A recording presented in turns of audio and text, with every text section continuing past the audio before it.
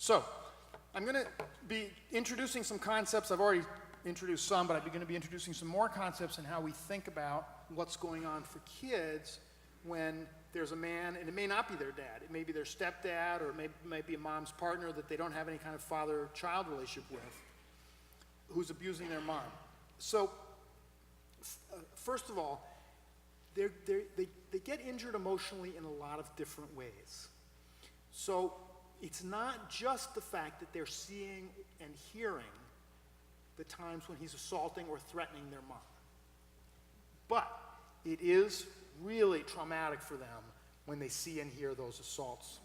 And it's not just the assaults, it is the threats. They hear him saying really scary, for every time there's an actual assault, there's usually been multiple times when there was a near assault. So they hear him say, I'm going to kill you. They hear him say, you don't shut up, I'm going to kick your ass. They hear him say, if I ever catch you dancing with another man again, you're dead. This is really scary stuff for kids to hear. So when we're talking about what kids have been exposed to, we need to remember to ask about what they've heard said, not just what they've seen or heard done. Parents will often believe that the kids are not aware of the violence. There was a study years back in domestic violence cases that found 45% of the batterers believed that the kids were aware of the violence. 55% of the battered women believed that the kids were aware of the violence, so a little higher with the battered moms. And about 95% of the kids were aware of the violence in that study. By the way, what they did in that study, because researchers can't be telling kids about violence in case they don't know about it. So you can't ask the kid, did you know that there's been violence in your home? But they would just ask the kids, is there violence? Has there been violence between your parents? So that way they weren't disclosing anything because the kids were free to say, no, there isn't.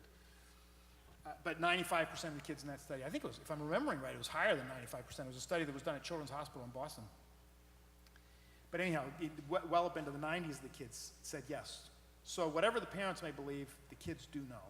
And that's a useful thing, by the way, to say, whichever parent you're working with in a domestic violence case, to say the kids actually do know about the violence. They see a lot that you don't even think they saw. They hear everything, and you may think, oh, they were in another room or they were asleep. No, they weren't. They hear it. They wake up and they hear it. But they also learn about it other ways. They learn about it from their older siblings. They learn about it from seeing damage to the home. They learn about it from witnessing dynamics. Like maybe 2 days later, dad is reaching for something in a cupboard and they see mom duck. And they think, oh, why does mom duck? Because dad reaches to get something out of a cabinet. In other words, kids start to figure it out. Oh, mom is scared when he raises his hand. And then they start to put that together with what they heard 4 nights earlier, and they start to put that together with what their older sister once told them, and they figure it out. They figure it out. It comes together. So they're aware. And those incidents are very scary for them. They're very scared of what's going to happen to mom. And by the way, it's not just that they're scared that mom's going to get killed. It's that they're scared that what is in fact happening to mom is what's going to happen. I think people always assume that when you think about children being scared, that means that they're scared of something even worse happening. It's like, no, often they're scared that exactly this is happening. It's terrifying. And but they are afraid of what's going to happen to them. They're afraid of what's going to happen to their siblings. They're particularly afraid of what's going to happen to younger siblings or siblings that they perceive as vulnerable. If they have like a special needs sibling, or if they have a sibling who's already been somewhat the batterer's target in the past, they worry for those kids a lot. And I have heard a fair bit, clients of mine have often said, oh, the kids know I would never hurt them. And I've heard sometimes from the moms, oh, the kids know that he would never hurt them. It's not true. The research shows overwhelmingly that kids, even if they've never been touched by the abuser, do worry that he's going to hurt them sometime. How could they not? I mean, how could you see that kind of violence going on right in front of you in your home and not worry that you were going to be the target of it sometime? And so when you have opportunities to talk to kids, it's important to ask them what their worries are, what their concerns are. Tell me about your mom, and how do you feel like she's doing, and what do you worry about with her? What do you worry about with yourself? Are you afraid you're going to get hurt someday? Are you worried about any of your brothers or sisters? And if so, what do you worry about? If there's a baby in the home, kids worry a lot about the baby because obviously they perceive the baby as so vulnerable. So find out what worries are weighing on them. So some of these things I'm going to skip because so what sorts of things have kids been exposed to? And we're going to generally learn about this from mom, but sometimes we're going to learn about it from the abuser. If we develop enough of a relationship with him, he may start to admit some of what the children have been exposed to in his behavior. And if we get to know the kids. So this is all different contexts depending on what hat you're wearing, or it might happen in your personal life as a friend or a relative, a grandparent. What sorts of things have the kids been exposed to? In other words, what are the wounds that they're carrying? So the witnessing of the actual violence, and they can, by the way, remain shaken from this for days afterwards. And so one of the places that we really want to reach out to is school teachers. And for example, any of you who are connected to, say, a religious school, a school that's connected to a faith community, teachers are often in the best position to see when kids are coming in traumatized, and are often in the best position to ask, so what's going on? You don't seem yourself today, or you seem really upset. And I hear a fair bit from both teachers and daycare providers that kids will disclose to them when they're not telling anybody else. And then they have often seen lots and lots of, in fact, I think we can assume that they have seen and heard lots of just verbal degradation. That they've heard their mom being called terrible names. They've seen her insulted. They've seen her humiliated. They've seen her demeaned, including in front of other people. They may have seen her grossly demeaned. They may have seen things like him rip her clothes off her in front of the kids, or this kind of thing. The grossest language. And again, batterers don't tend to hesitate because of the presence of kids to say the most vile things. And again, also, even my very well-educated, I don't want you to get the idea that this is just some sort of like, poor neighborhood type of behavior. I see this in just the most disgusting stuff being said and done by super privileged clients of mine. And so we want to see what we can learn from kids about what's happened outside of the violent incidents, not just think, well, this is all about what it's like for kids during the assaults, because it's a bunch of other stuff. Then, what does it mean from a point of view of what they may have experienced directly? Because abusers very often spill certain aspects of their behavior onto the kids. Particularly, they tend to try to turn kids against mom. And one of the big themes of other aspects of my work is that I do a lot of educating of professionals about how batterers damage mother-child relationships. They're very good at driving moms apart from their sons and daughters. They're also very good at driving siblings apart from each other. That means, by the way, that when you're thinking about healing from domestic violence, we have to be thinking not just about the healing of individuals, we have to be thinking about the healing of relationships. We have to help moms and kids heal the damage that's been done to their relationships, and we have to help siblings heal the damage that's been done to their relationships. However, in addition to sort of various kinds of manipulation to turn kids against their mom and to increase his power, he's often really not good to the kids directly. And the statistic on child abuse by abusers is huge. And let me see if I have a slide on this. Yes. And this is why I tell you, this is one of the reasons, there are multiple reasons, but this is one of the reasons why I tell you that how men treat women is the best predictor of how they will treat kids. Men who batter have 7 times the rate of physically abusing children that non-battering men have. They have 6 times the rate of sexually abusing children that non-battering men have. Phenomenally higher rates of physical abuse and of incest perpetration compared to non-battering men. What the research actually shows us is that non-battering men are perpetrating a very small percentage of child abuse. It's being perpetrated overwhelmingly by batterers.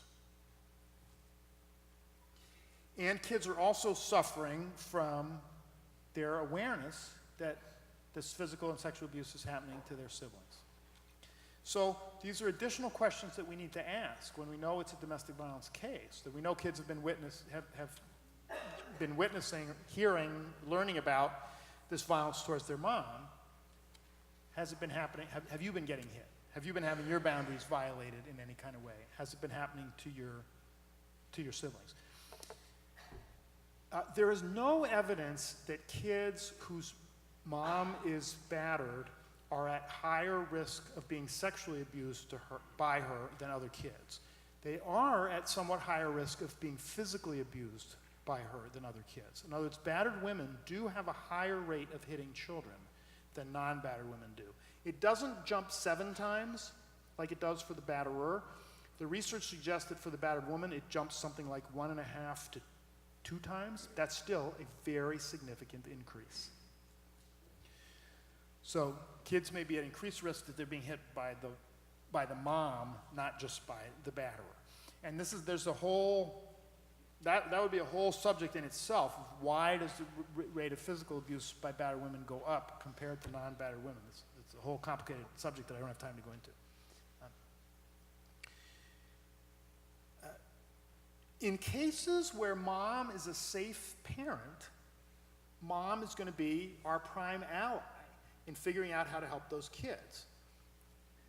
But we can't assume that mom is a safe parent until we've learned quite a bit more about what's going on. And one of the ways to learn is to ask kids, when they disclose domestic violence to us, can I talk to your mom about this? I'd like to talk to your mom about this. Like you told me today how upset you were that your mom and dad were in this physical fight. And the kids won't necessarily describe it as a male on female assault. Often they will, and from what I hear from daycare providers and school teachers and relatives, they often do. But sometimes they won't perceive that sort of one person was being assaulted by the other. They'll just perceive it as there was this huge fight.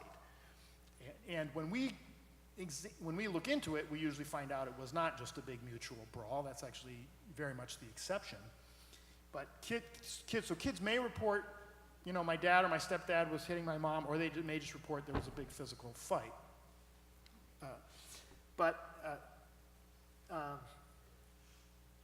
Either way, we want to say, I'm really sorry this happened. This sounds incredibly upsetting. I'm really glad you told me. And then we want to say, I'd really like to talk to your mom about this and see if I can find ways to help her. Can I talk to your mom about this? And most kids are going to say, yeah. In fact, most kids really want you to talk to their mom about it because they would like to help her and they would like you to help her. But you'll get a certain percentage of kids who will say, no, don't talk to mom. She told me she'd kill me if I ever told anybody. Then we know that that's a kid who's been forbidden not just by the abuser, but by the abused woman to ever talk about it. And we know that mom may not be a safe parent either. And so then we're going to want to move much more cautiously about what we do with what the child has told us. It's not easy to be the kind of mom you would like to be while you're being abused by your partner. So one of the additional sources of stress in kids' life when there's a batterer in the home, whether he's their dad or not, is that mom's parenting is being harmed in certain ways. Her authority is being undermined. Her attention is being taken away by the abuse. So she just tends to be not as present. She may be becoming very depressed, traumatized, out of it herself. She may be becoming very short-tempered and short-fused, just kind of cranky and less affectionate and caring than she used to be. She also may not. The research tells us that some battered women do remarkably well despite the abuse. But these are common challenges that the kids may be struggling with. So one of the things that we want to do, if we want to help, is we want to find ways to help the mom as a mom, to support her in her mothering, and we want to help ways to get more services in general to this family. How can we get the kids out doing things more in the community? How can we get mom out doing things more in the community? Can we get any early intervention or other kinds of in-care people into the home to give her more support? They're not likely to be able to solve the domestic violence problem, but they're just able to provide so the kids are just getting more support, more attention, more awareness to their needs, and help them with managing and coping with the stress that may be bringing. And then kids aren't just seeing and hearing the violence or seeing and hearing the abuser's abusive behavior. They're also seeing and hearing his justifications for that behavior. So they're hearing him say, I wouldn't have hit you if you had shut up when I told you to shut up. Or, I wouldn't have smashed that stuff if you weren't so stupid. Or, yeah, I would let you have the checkbook if you didn't always waste all the money anytime I give you money. So kids grow up, and I've noticed this because I used to do a fair number of interviews with kids as part of investigations that I used to do for courts. You'll get kids a fair amount who are starting to learn the abuser's justifications. The kids are starting to say to you, well, yeah, dad or stepdad, he gets really mad or he gets scary sometimes because mom is so stupid. I literally had a 12-year-old telling me that he had to physically defend his mother because his dad has such volatile, violent reactions to his mother's stupidity. That's what he told me. So this was a boy who in some sense was on his mother's side, right? He was his mother's protector. And yet even so, he was buying in. He'd been indoctrinated. I'm not blaming the boy either. When I say buying in, I don't mean that to sound so blaming of him. He was getting brainwashed into the view of his mother as, to some extent, caught. He didn't agree with his father hitting her, but he was, at the same time, he was starting to get drawn into this view that her stupidity was what was frustrating the dad so much that he was becoming violent. And kids are learning values from the abuser. They are learning that it's okay to use violence.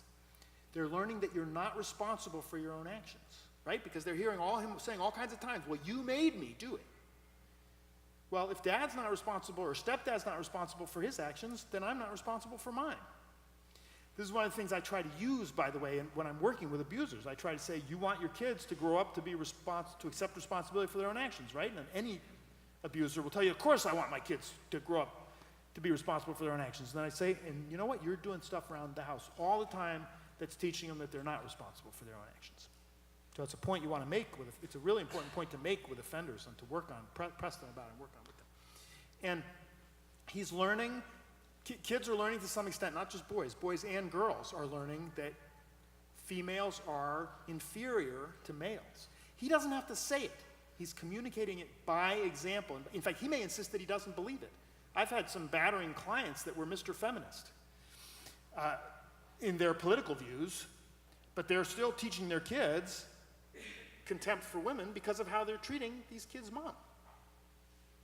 It's the old, like, actions speak much louder than words kind of principle. So this is another place where faith communities have such a powerful role to play. Because the question comes up, well, what I'm saying about kids who are growing up with an abuser in the home is I'm saying that it means that it's not only their hearts that are being harmed, their minds are being harmed. They're learning abusive values from the abuser.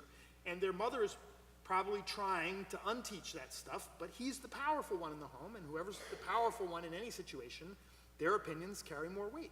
That's one of the ways that power is destructive. Or at least that's one of the ways that the abuse of power is destructive.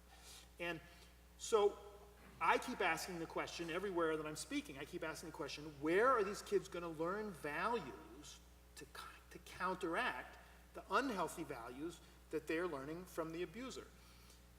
Their mom will do what she can. She's going to be limited in what she can do, but she'll try. Their school, unfortunately, won't much anymore because schools now aren't really allowed to be teaching values. Schools used to teach values, but now they're just supposed to teach to the test, and there's nothing in the test about making you a better person. So where is that going to happen? Well, faith communities becomes one of the key places through children's religious education programs to be teaching them values, questions that we wouldn't even necessarily think of as religious or spiritual questions, but that to me are ultimately hugely spiritual questions about how do we want to be towards other human beings?